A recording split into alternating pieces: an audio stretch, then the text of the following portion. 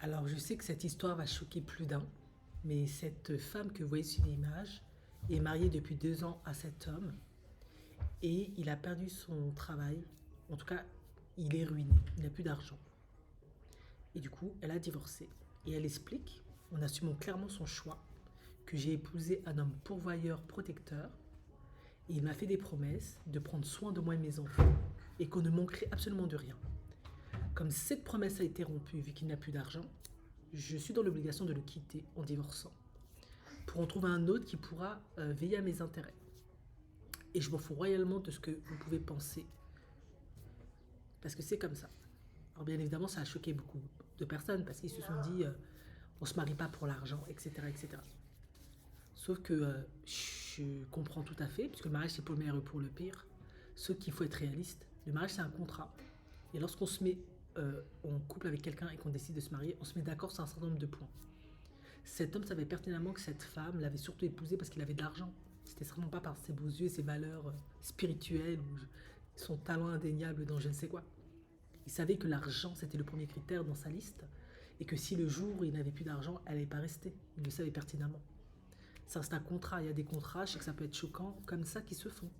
Je t'épouse parce que tu as de l'argent, t'es là parce que t'es belle, ou tu représentes aussi pour cela, ou je t'épouse parce que tu as tel réseau, ou voilà. Échange de bons procédés. C'est pas toujours l'amour. Le fameux meilleur pour le pire, pour certains, c'est pour le meilleur et surtout pas pour le pire. Et pour certains, bah, le pire n'est pas inclus dans leur contrat de mariage parce que elle a été claire avec lui. Et il a accepté, il a épousé. Il y a des hommes comme ça. Du coup, bah, elle part. Pour moi, personnellement, je suis assez réaliste, hein. Je me dis, c'est vrai que c'est dur de rester marié avec un homme qui après des ans n'a plus d'argent parce que ça fait réduire tes attentes, tout ce que tu as projeté, tu dois t'adapter, etc. C'est frustrant. Peut-être que tu vivais pour l'apparence, l'image, et ça tu pourras plus le mettre en avant. Tu pourras plus vivre dans ta belle voiture, conduire ta belle Porsche, envoyer tes enfants dans telle et telle école. Mais ça, c'est les aléas de la vie. Par contre, si elle a pour habitude de constamment divorcer et de se séparer des hommes lorsqu'il n'y a plus d'argent, ça risque d'être un peu compliqué un jour, hein. Elle risque de finir seule en fait. Parce qu'on n'a aucune garantie, déjà, dans la vie. Tu peux être riche aujourd'hui et puis tu peux perdre ton argent demain. Après, bah, il faut être réaliste, hein. Si déjà ton mari il perd son argent au bout de 2 ans, soit vous êtes de mauvais gestionnaires et vous ne faites pas de bons investissements, soit voilà, c'est quand même un homme qui n'est pas très consciencieux par rapport à sa gestion financière. Et c'est vrai que c'est pas très rassurant. C'est vrai qu'à ce niveau-là, je dis pas que c'est bien de le divorcer, mais je me dis, c'est un peu un plaisantin. Il devrait avoir quand même des fondements beaucoup plus solides par rapport à ça. Par contre, elle, si elle a l'habitude de divorcer, comme je disais à chaque fois, ça va être compliqué, d'autant plus qu'on sait très bien que statistiquement, une femme qui a des enfants se repositionne de plus en plus difficilement avec le temps et avec l'âge. Après, voilà, elle a peut-être plus d'un corps de plus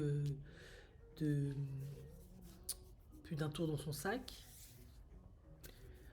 Euh, Sait-on jamais. Certaines ont le don de se repositionner tout le temps avec des hommes. Pourquoi? Parce que il y a une psychologue qui expliquait que beaucoup d'hommes qui ont de l'argent, ils ne cherchent pas des femmes qui sont avec eux par amour. Ils vont chercher souvent des gold digueuses, des femmes qui sont là que pour l'argent. Pourquoi? Parce que comme souvent ces femmes-là ne sont pas là par amour, parce qu'elles veulent créer un lien avec cet homme, eh bien lui ça l'arrange, parce que comme ça il pourra courir gagner son argent, être absent. Et dans la plupart du cas, elle aura une plus grande capacité, contrairement à une femme qui est là par amour et pour créer un lien, de rester seule, de gérer ses stress et cette pression, parce qu'elle ne crée pas de lien émotionnel avec cet homme. En effet, pour qu'un couple dure, il faut créer un lien avec la personne. Mais si tu te mets avec la personne juste par argent, t'es pas là pour lui, tu es pour ce qu'il représente et ce qu'il peut t'apporter, comme cette femme l'a expliqué, protecteur, pourvoyeur.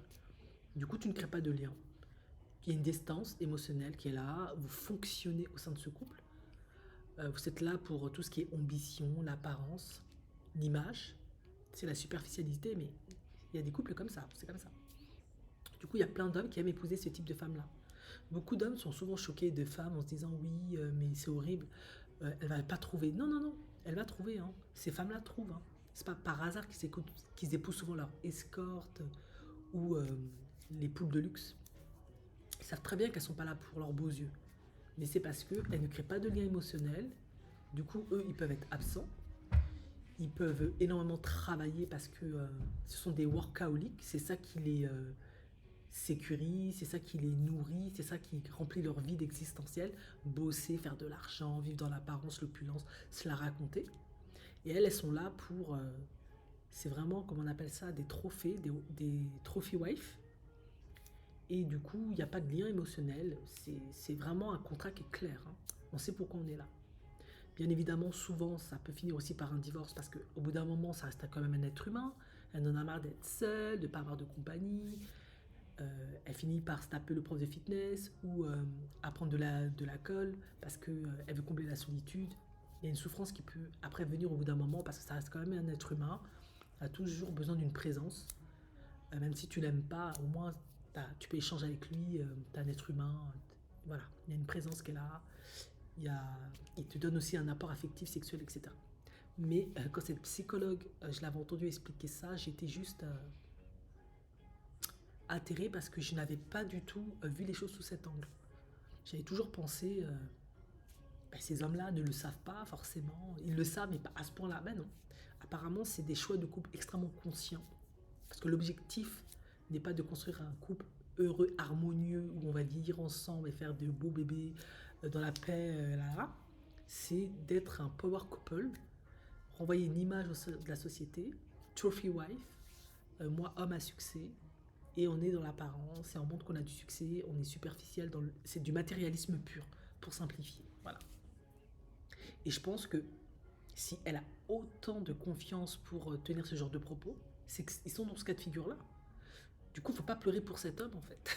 Il sait quelle femme il a épousée, il sait pourquoi elle est là. Il sait pourquoi il l'a choisie. Sinon, il aurait choisi une femme totalement différente qui peut faire face à tous les défis, qui est là pour le pire. Il perd son boulot, elle est à ses côtés. Non, c'est pas ce qu'il veut. Lui, il veut une très belle femme qui a des qualités qui sert pour un monde superficiel matérialiste, qui, est monstre vicelard, qui est sans cœur, sans pitié. Et ces hommes-là, quand ils veulent réussir, c'est ce genre de femmes qu'il faut. Il faut des femmes qui n'ont pas de cœur. Sinon, comment tu vas faire face à la compétition, au stress, écraser tes concurrents, défier tes ennemis si t'as pas une femme pareille que toi à tes côtés? Ça va pas marcher. Une femme qui a plus d'empathie, etc., te dira, elle va essayer de te freiner, te ramener au meilleur sentiment, à l'émotion qui est la compassion, la culpabilité, mais ils veulent absolument pas ça. Ah non, non, non, surtout pas. Voilà. Donc, faut pas trop avoir pitié pour cet homme. Il sait quelle femme il a choisi.